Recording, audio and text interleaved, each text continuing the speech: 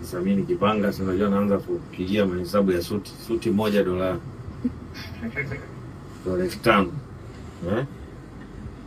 So huyo bwana wako ataleta mali kiasi gani hapa ambazo mimi nitapokea? Kwanza anatakiwa awe na hela. Siniletee mimi mwanaume nyumbani hana mbele wala nyuma. Mimi nipate mkongo. Mkongo sana.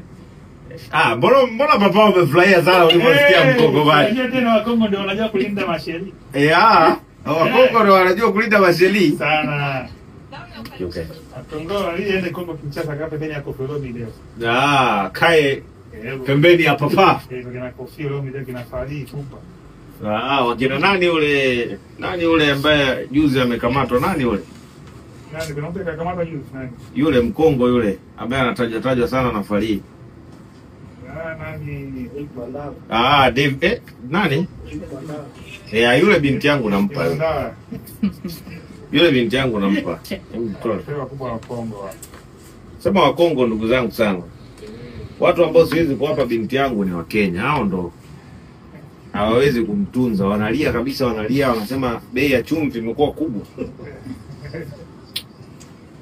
Sasa bei ya mali itakuwaje? Simama kusema.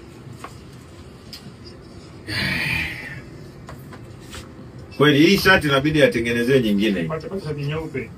Kwa nini hapa nitabidi nimpe shati nyeupe ya iwe material high quality material. Kwa sababu inabidi shati shati small. Kina mshona kamshona nyeupe kwa kushona paka vizuri sana. Okay. Angalia. Ni madam hilo. Wow. Metisha. Unataka?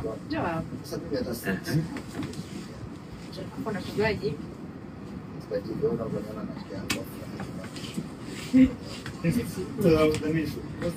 Sasa hapa chini anavaa nini papa? Hapa chini anavaa kiatu kirefu. Kiatu kirefu anazidi kuwa mrefu. Semea na kiatu kirefu. Unaweza? Hii button wanafungua. Button ya professional.